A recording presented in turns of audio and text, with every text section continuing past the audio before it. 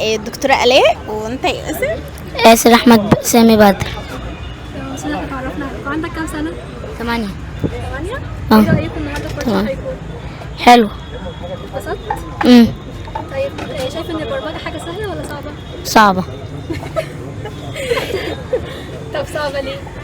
صعبة عشان لازم تركب سلوك كتير، ولازم تعمل الموجب ومش الموجب والكلام ده كله. ممكن عشان دي أول مرة؟ اه. المهندسين كانوا بيتعاملوا معاك ازاي؟ معاملة حلوة. شوف يعني كانوا بيساعدوك صح؟ اه. وبعد كده هتبقى أسهل. اه صح.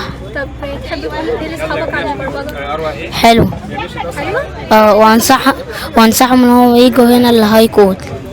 والله هي ورشة هايلة، والطفل استمتع وقضى وقت ممتع بعيدا عن السوشيال ميديا وبعيدا عن الألعاب والجيمز اللي هما بيلعبوها وكده، فدي حاجة كانت ممتعة جدا.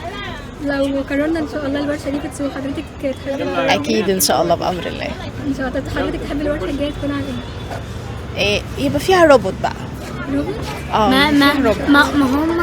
ما هم صنعوا البيت بس دوت لأول حصة، لكن تاني حصة تكون روبوت. أوكي يا أوسي، تحب الروبوت يعمل إيه يا ياسر معاك؟ معرفش. يساعدك في المذاكرة يا ياسر. ماشي.